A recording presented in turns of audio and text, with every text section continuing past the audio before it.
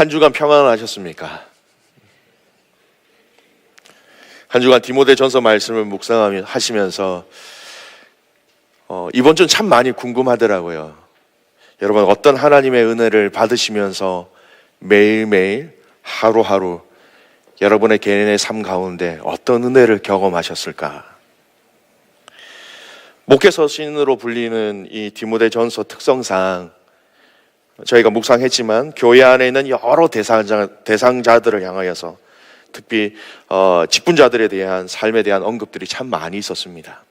장로, 감독, 집사, 그리고 교회 안에서 여러 구체적인 그 그룹들에 대해서 어떻게 목양해야 된다. 사도 바울이 아들 디모데에게 간절하게 그렇게 표현한 글들이 참 많이 있었습니다. 또 직분에 대한 여러 가지 구체적인 자격까지 들어가면서 사도 바울이 디모데를 향하여서 교회의 일꾼을 세울 때는 이렇게 세워라, 이런 자격의 기준들까지 이렇게 설명했던 것이죠. 근데 여러분, 그 자격의 기준들을 자세히 살펴보면 감독, 장로, 집사들에게만 해당되는 것이 아니라는 것을 금방 발견할 수 있습니다. 여러분, 높아심으로 혹시 해서 말씀드리지만요, 이 말씀을 묵상하시면서 여기 언급된 직분의 대상자들을 혹시 떠올리시면서 말씀을 혹시 묵상하셨습니까? 직분자들에게 주신 말씀은 맞습니다. 그런데 여러분, 그 내용과 그 기준과 그 진리의 방법들을 보면 직분자들과 상관없이 모든 교회, 믿음의 교회 가족들이, 모든 성도들이 함께 지켜야 될 기준이라는 것입니다. 그런 의미로 이 디모데전서 말씀의 처음부터 마지막까지 바울이 계속해서 삶의 구체적인 기준들, 그 방법들에 대해서 다른 성경들보다 꽤 많이 구체적으로 언급하고 있는 것이 이 디모데전서 특징이죠.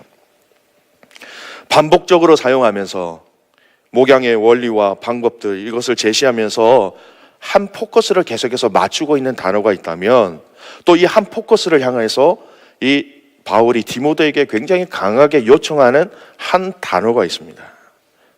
그것은 바로 경건이라는 단어입니다. 그리스도인의 신앙생활은 곧 경건생활이다, 이렇게 이야기할 수 있습니다.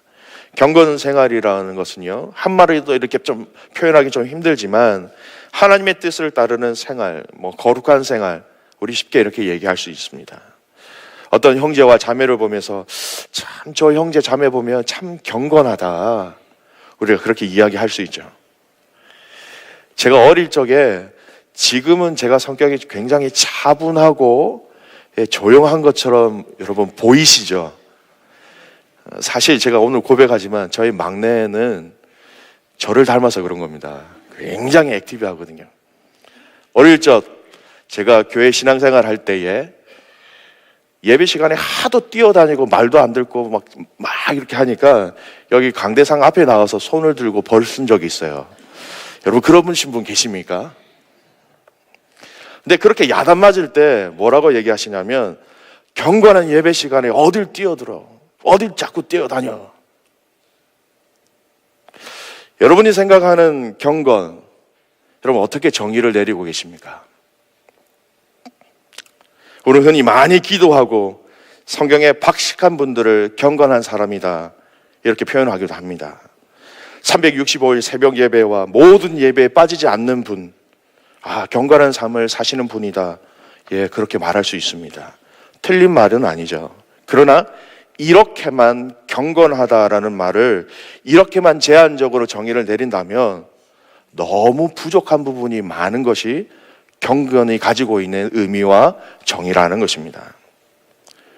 오늘 저와 여러분이 이 디모데전서 본문의 말씀을 중심으로 경건이 어떤 것인지, 또 어떻게 경건한 삶이 가능한지 이 말씀을 통해서 발견하고, 또 발견한 것뿐만 아니라 우리의 실제적인 이 삶이 하나님 보시기에 경건한 삶이 될 수 있는 그런 은혜를 발견하는 축복이 있기를 주님의 은혜로 간절히 소원합니다. 오늘 이 은혜 가운데 이 경건이라는 단어는 정말 우리에게 이 시대에 있어서 믿음의 사람들이 꼭 지켜야 될 삶의 기준 중에 하나다라는 것입니다.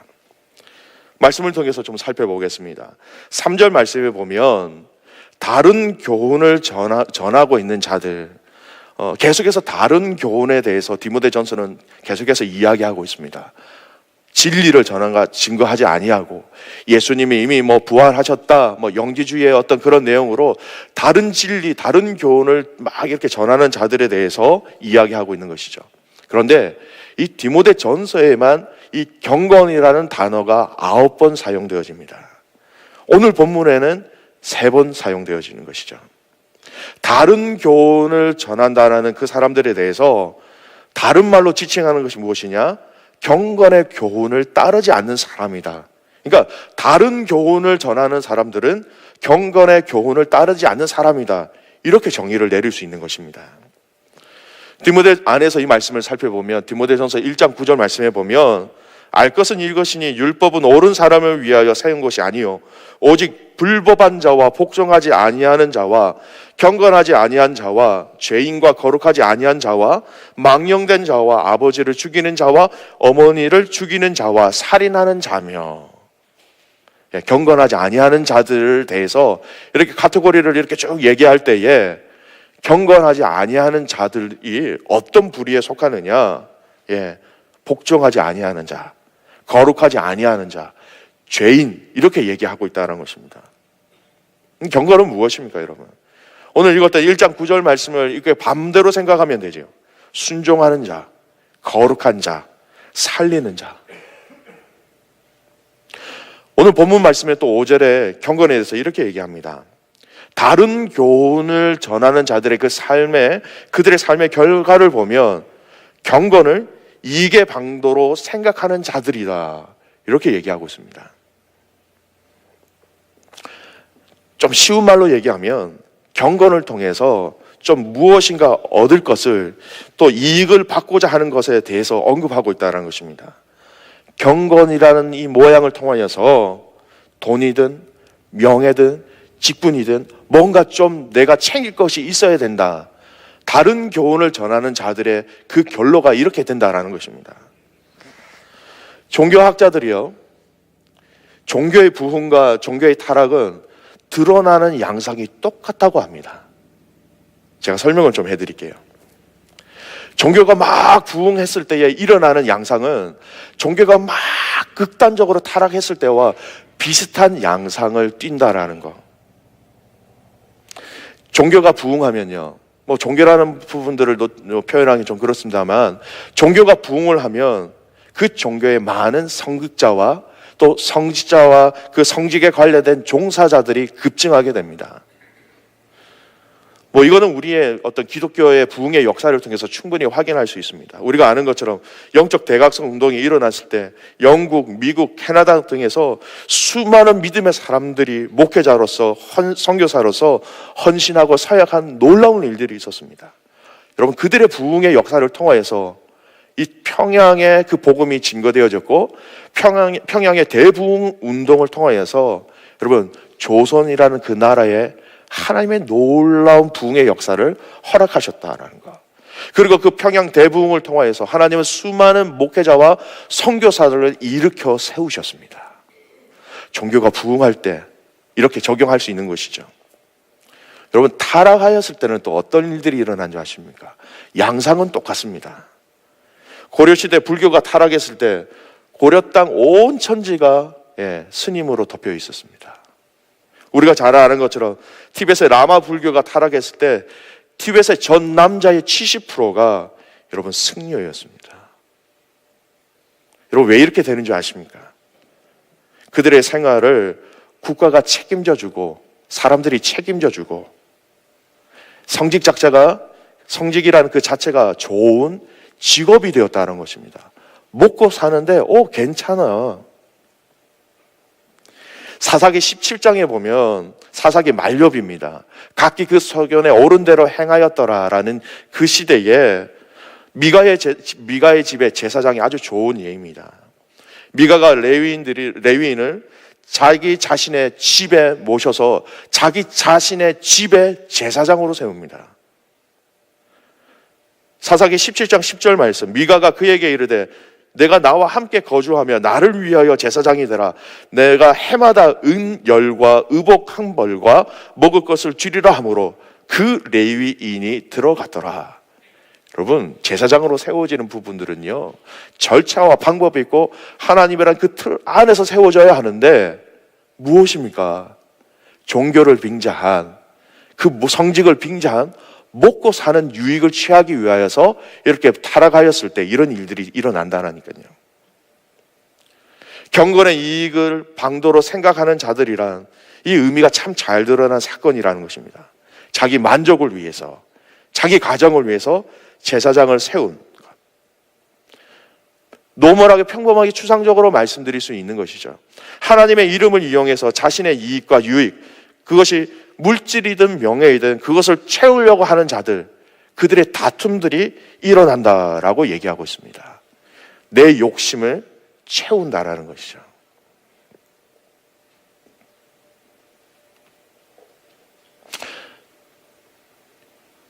여러분, 이건 성직자의 문제만은 아닙니다. 우리가 흔히 얘기하는 이 복음을 기복신앙으로 우리가 생각할 때 똑같은 잘못을 범하고 있는 겁니다. 내가 잘 믿으면 하나님 내게 재정을 많이 주실 거야. 내가 잘 믿으면 이거 집 나한테 허락하실 거야. 하나님의 그 복음의 순수성과 그 진리와 원리들을 똑바로 받아들인 것이 아니라 나의 유익을 위해서 우리가 복음을 취한다면 오늘 바울이 책망한 이 책망의 대상이 피해갈 수 없게 된다라는 것입니다. 오늘 이 부절을 통해서 우리가 생각한다면 여러분, 경건은 무엇입니까? 경건을 나의 이익을 방도로 생각하지 않는 삶이다, 그렇게 얘기할 수 있는 것이죠. 또 6절에 보면요, 자족하는 마음은 경건에 큰 이익이 있다, 이렇게 얘기하고 있습니다. 자족이 무엇입니까? 스스로 만족하고 스스로 감사한다라는 것이죠. 디모데전서 4장 8절에 이 자족에 대해서 이렇게 얘기합니다. 경건에 대해서도요. 육체의 연단은 약간의 유익이 있으나 경건은 범사에 유익하니 금생과 내생에 약속이 있느니라. 여러분, 이것을 좀 연계해 보면요, 간단합니다. 경건은 금생과 내생에 약속이 있다, 이런 것입니다. 그런데 그 경건에 더욱 도움이 되는 것이 있다면 그것은 자족하는 마음이다. 그럼 다시 앞으로 돌아와서 결국 이 자족하는 마음은 결국 금생과 내생의 약속을 알고 발견하는데 도움이 된다라는 자연스러운 결과를 내릴 수 있는 것이, 결국 이 경건이라는 것은 우리의 생명과 직결된 것이구나 라는 것을 발견하고 있습니다. 이 경건이라는 것은 금생과 내생의 약속의 비밀이 무엇입니까? 우리가 영생 아닙니까? 그거와 직접 연결되어 있는 것이 경건이구나. 오늘 디모데전서 말씀을 통해서 이 경건의 정의를 우리는 그렇게 내릴 수 있다는 것입니다. 여러분, 묵상하셨겠지만 결정적으로 이 디모데전서 말씀 안에서 경건의 정의를 너무나 잘 내려준 말씀이 있습니다. 디모데 3장 16절 말씀입니다. 크도다 경건의 비밀이여 그렇지 않다 하는 이 없도다. 그는 육신으로 나타난 바 되시고 영으로 의롭다 하심을 받으시고 천사들에게 보이시고 만국에서 전파되시고 세상에서 믿음 바 되시고 영광 가운데 올려지셨느니라. 쉬운 다른 성경의 버전으로 제가 풀어서 한 번 더 말씀드릴게요. 이 경건의 비밀은 참으로 놀랍습니다. 그분은 육신으로 나타나시고 성령으로 의롭다 인정을 받으셨습니다. 천사들에게 보이시고 만국에 전파되셨습니다. 세상이 그분을 믿었고 그분은 영광에 쌓여 들려 올라가셨습니다. 여러분, 경건의 비밀이 무엇입니까?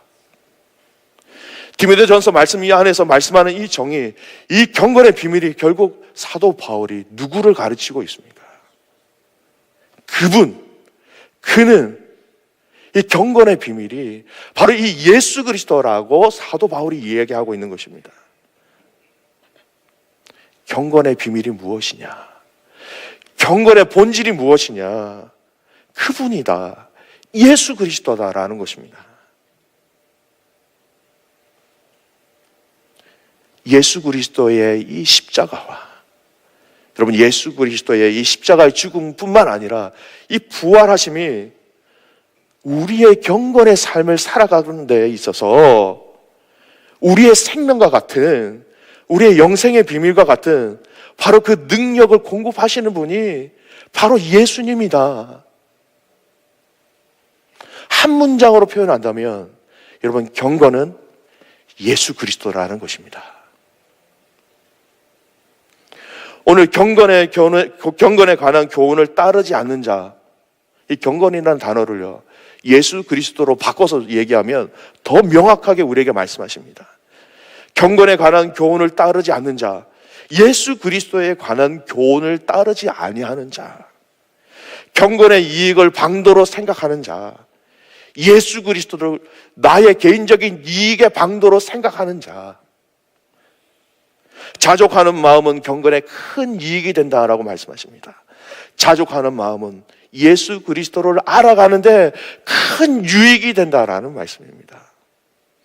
오늘 우리가 경건합니다, 또 경건해야 합니다라고 이야기한다면 이 경건이라는 단어를 예수 그리스도로 바꿔서 정의를 한다면 여러분, 이 경건의 삶은 결국은 내 안에 있는 것이 아니라, 내 안에 그 경건하다는 것이 내 안에 소유하고 있는 것이 아니라, 내 내면의 인격 안에서 흘러나오는 것이 아니라, 이 경건이라는 것은 여러분, 하나님께로부터 흘러나오는, 예수님께로부터 흘러나오는 것이 경건이라는 것입니다.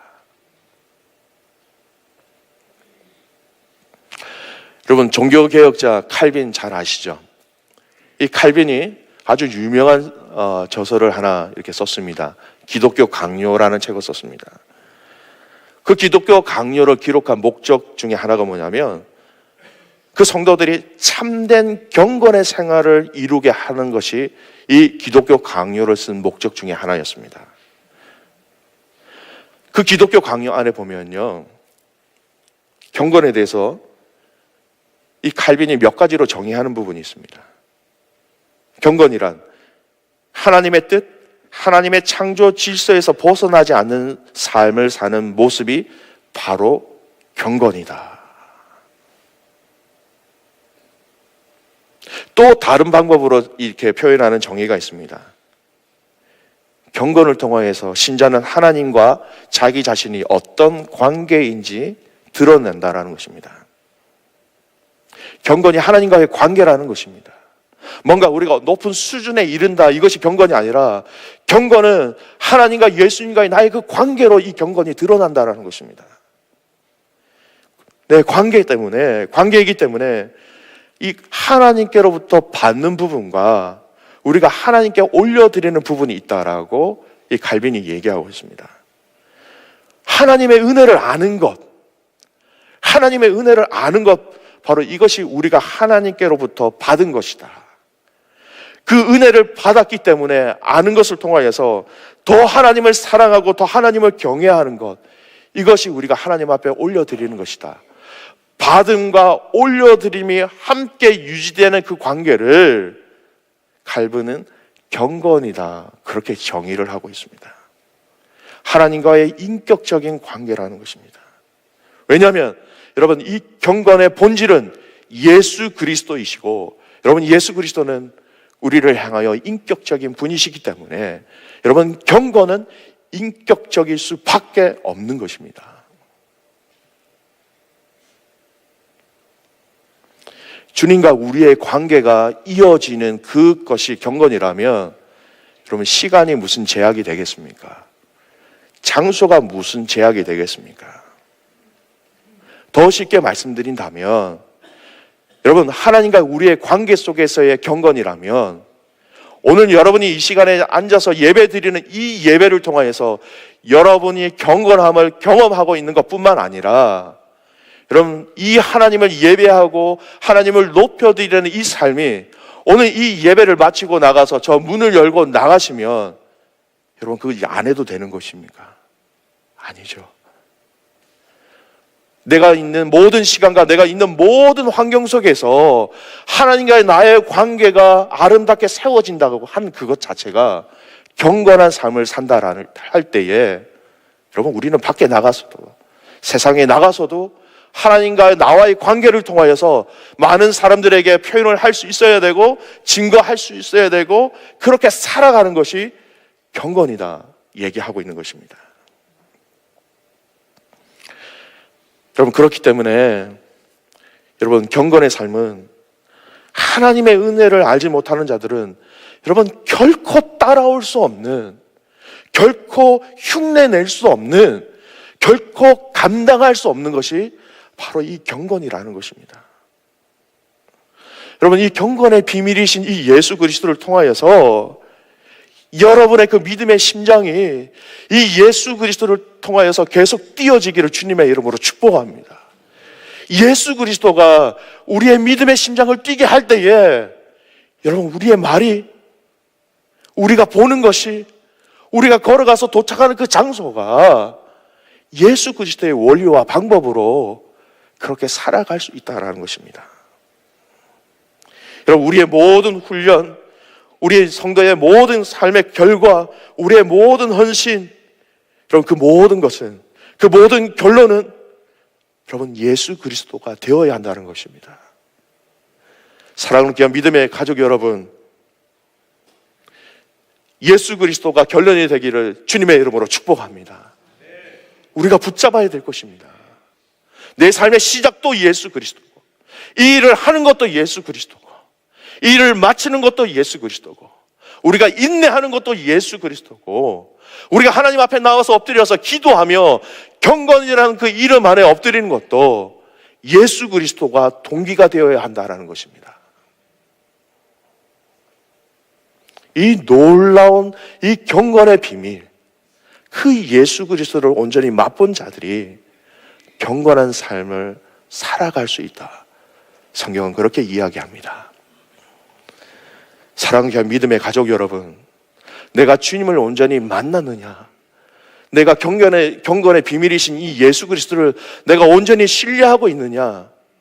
여러분 스스로 점검하는 방법은요, 여러분 삶 속에 경건이라는 이 삶의 영역이 어느 정도 내 삶에 차지하고 있는가, 이것을 돌아볼 때에 여러분 우리 스스로 금방 확인할 수 있다는 것입니다.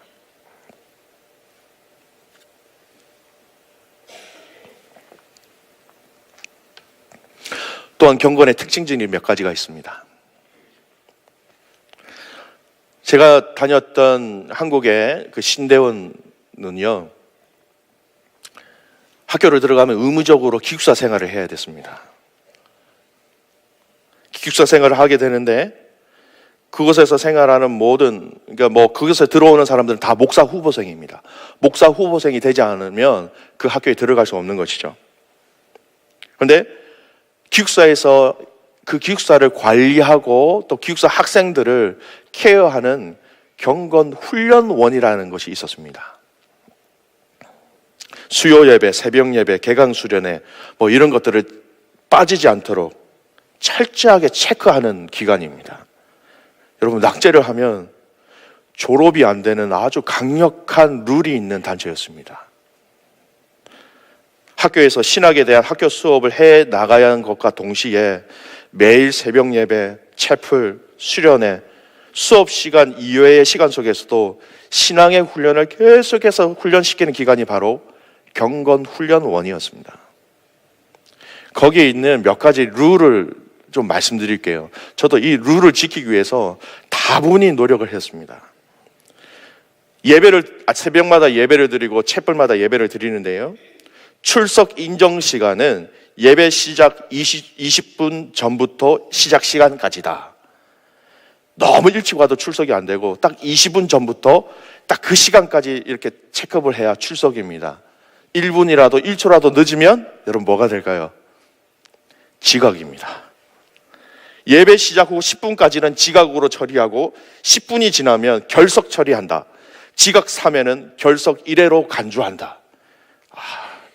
여러분만 예배 시간이 약간 이렇게 늦어서 뛰신 것이 아니라 저도 많이 뛰었습니다. 출석 인정 시간과 지각 외에는 모두 결석 처리한다. 이런 벌점도 있습니다. 이런 모든 훈련에 페일된 자들은 장학금 수혜에서 대상이 제외가 되며 한 개의 학기라도 페일된 경우는 졸업 대상에서 제외된다. 벌점을 설명해 드릴게요. 새벽 경건에 불참 마이너스 1점, 수요 경건 예배 불참 마이너스 2점, 호시별 경건에 불참 마이너스 1점, 출입 시간 위반, 들어가고 나가는 그 시간이 딱 정해져 있어요. 그 기숙사에. 그거 위반하면 마이너스 2점. 저녁 12시 이후 소등, 침묵 규정 위반, 샤워, 세탁기 사용, 수면 방해 행위, 복도에서 큰 소리로 핸드폰 통화, 마이너스 3점. 자기 점검표 미제출, 자기가 한 주 동안 어떻게 신앙생활을 하고 성경을 어떻게 읽었는지 쫙 점검하는 게 있어요. 미제출 마이너스 1점. 여러분, 눈여겨보셔야 할 것은 이 경건이 바로 예배에 가는 것뿐만 아니라 일과 후 생활에서도 여러분 다른 사람에게 불편을 주거나 또 방해가 되는 것에 관해서 경건 훈련원이 관여를 하고 있다는 것입니다. 여러분, 이 경건이라는 것은 우리가 예배할 때만 사용되어지는 것이 아니라 예배할 때만 적용되어지는 것이 아니라 우리의 일상 삶 속에서 계속 이어져야 한다는 것을 단적으로 잘 보여주는 예라고 보여집니다. 여러분, 그래서 이번 주 묵상하시면서 직분자들의 어떤 기준, 자격들에 대해서 쭉 얘기할 때 외인에게도 선한 증거를 얻어야 할 자니라라는 항목이 있었습니다. 교회 안에서뿐만 아니라 이 경건하는 자를 세워야 되기 때문에 이 교회 안에서뿐만 아니라 직장에서도 거래처 사람들에게도 다른 사람들에게도 외인들에게도 그 사람 참 선하다, 경건의 모습들이 드러난 사람들을, 인정된 사람들을 세우라고 얘기하는 것입니다. 경건은 내 안에, 우리 안에서만 경건이 아니라 모든 우리가 살아가는 시간과 모든 환경 속에서 요구하는 것이, 또 세워야 가는 것이 경건이라는 것입니다. 오늘 그 영역 중에 첫 번째로 얘기하고 있는 영역이 무엇이냐면요, 여러분, 물질에 관한 문제입니다. 9절 말씀해 보십시오. 부하려 하는 자들은 시험과 올무와 여러 가지 어리석고 해로운 욕심에 떨어지나니 곧 사람으로 파멸과 멸망에 빠지게 하는 것이라. 믿음으로 떠나 그들의 결론은 많은 근심으로서 자기를 찔렀도다. 돈을 사랑하는 것이 일만하게 근원이라고 얘기하고 있지 않습니까? 우리의 경건적인 그 삶에 대해서 많이 영향을 주는 것, 여러분, 결국 재물에 대한 욕심입니다. 심지어는 이 재물에 대한 욕심 때문에 믿음을 떠나서 스스로 자기를 찌른다라고 성경은 얘기하고 있습니다. 여러분, 물질이 먼저 기준이 되어버리면 우리의 삶의 경건의 삶에, 그 경건의 삶 자체이신 예수 그리스도가 우리의 삶의 기준이 되어지지는 않는다라는 것입니다. 누가 먼저 주인으로 자리 잡고 있느냐. 마태복음 6장 24절 말씀입니다. 한 사람이 두 주인을 섬기지 못할 것이니 혹 이를 미워하고 저를 사랑하거나 혹 이를 중히 여기고 저를 경히 여김이라. 너희가 하나님과 재물을 겸하여 섬기지 못하느니라. 우리 주님이, 예수님이 물질이 지니고 있는 영향력이 하나님의 위치에 올려놓고 비교할 정도만큼 그만큼 강력하다고 말씀하고 계신 것입니다. 어떻게 보면 여러분, 경건의 삶은 치열하게 물질이 주는 그 욕심과의 싸움이라고 얘기할 수 있습니다. 왜냐하면 그만큼 우리의 삶에 있어서 하나님을 향한 우리의 시선을 빼앗아가는 거의 많은 부분들이 물질이기 때문입니다. 여러분, 여기는요, 이 물질을 쉽게 얘기해서 돈을 버는 방법과 돈을 쓰는 방법을 다 포함하고 있는 것입니다. 여러분 신앙생활에, 여러분의 경건생활에 이 물질로 인해서 방해가 되고 있는지 여러분, 여러분의 삶을 잘 살펴보기를 간절히 소원합니다. 내가 주님께로 더 포커스를 맞춰야 하는데 안 되는 이유가, 혹시 물질에 뭔가 매여 있어서 그렇지는 않습니까?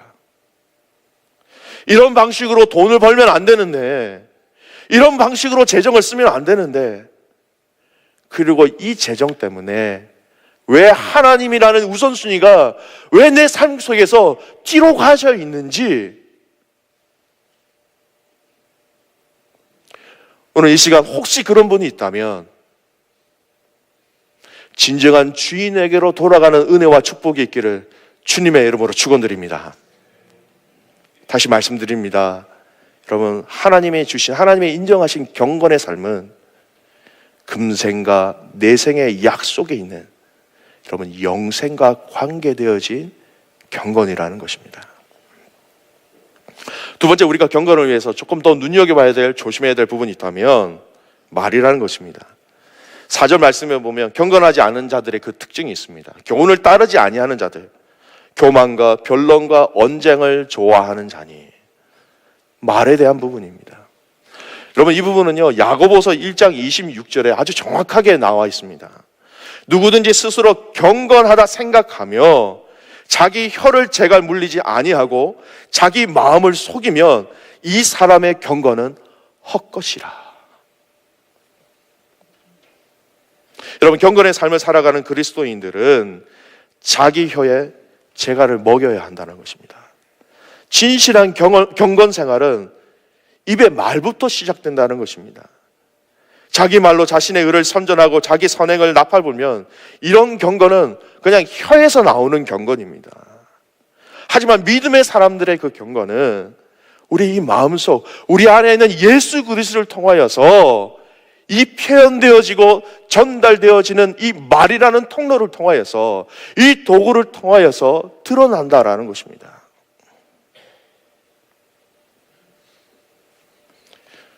그래서 경건한 자를 일꾼으로 뽑아야죠. 그 경건한 자를 일꾼을 뽑는 데 있어서 기준이 되었던 것 중에 하나가 디모데전서 3장 8절 말씀해 보면 정중하고 일구이연하지 아니하고, 그 말의 진실성이라는 것입니다.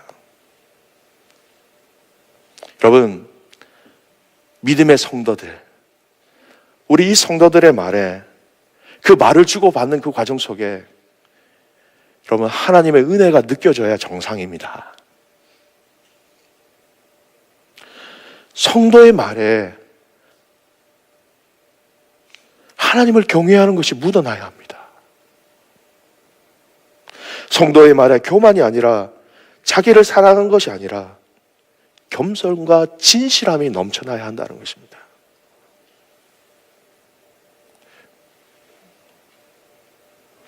여러분의 그 언어 생활 가운데 사랑과 축복과 격려와 용서와 믿음의 선포들이 많아지기를 주님의 이름으로 축복합니다. 왜냐하면 우리 안에 이 경건의 비밀이신 예수 그리스도가 함께 계시다면 예수 그리스도의 마음으로 우리의 입술을 표현할 때 여러분, 그 경건은 진실된 경건의 언어가 되는 것입니다.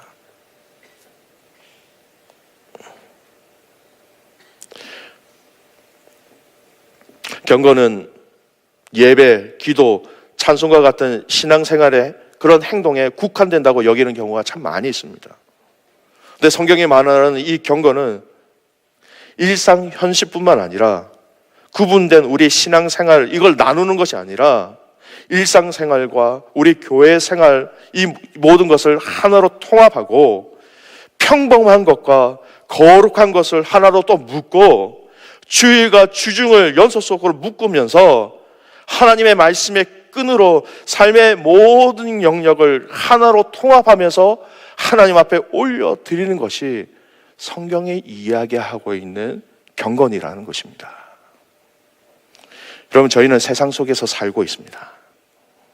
이 세상 속에서 살아가는 우리들이 세상에 물들지 않도록 살아가는 방법이 여러분 바로 경건이라는 것입니다. 경건의 모양으로 만족하는 것이 아니라 여러분, 경건의 능력이 여러분에게 있기를 주님의 이름으로 축복합니다.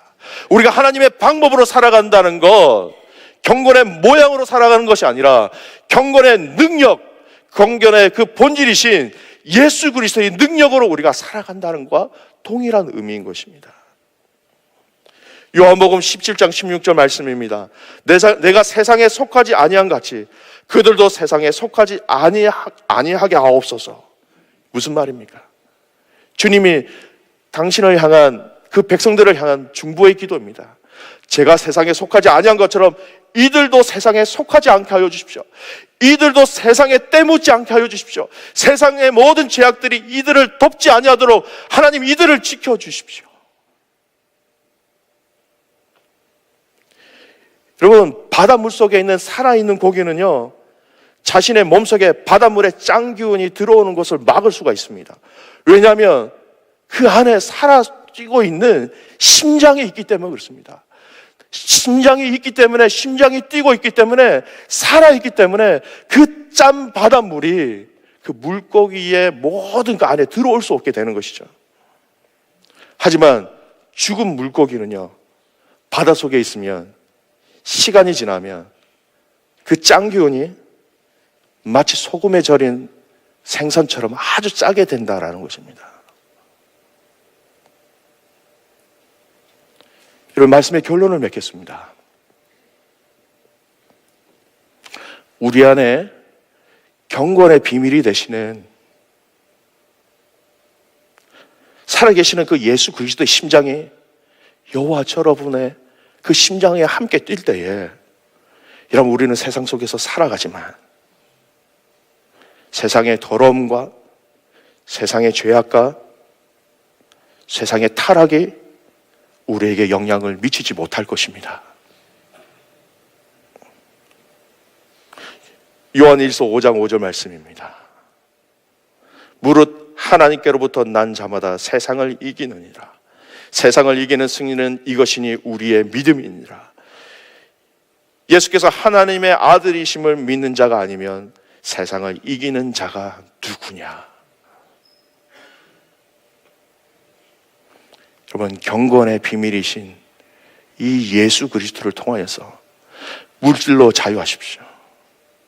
얽매인 것부터 자유하시기 바랍니다. 그리고 내 안에 계신 그 예수 그리스도의 심장으로 말씀하십시오. 그 예수 그리스도의 심장으로 축복하십시오. 예수 그리스도의 심장으로 이 세상을 향하여 기도하십시오. 그럴 때에 예수 그리스도의 그 심장으로 함께 나가는 자들을 통하여서 하나님은 그 경건한 자들을 통하여서 경건의 능력을 우리 공동체뿐만 아니라 세상을 향하여서도 세상이 깜짝 놀랄 하나님의 그 놀라운 능력을 우리의 경건을 통하여서 세상에 보여주시기를 원하고 계십니다. 여러분, 이 일에 예수 그리스도를 통하여서 그 경건함을 지켜나감을 통하여서 하나님께 영광 올려드리는 저와 여러분 되시기를 주님의 이름으로 축복합니다. 제가 다 같이 함께 찬양하시면서 성찬의 자리로 나가겠습니다.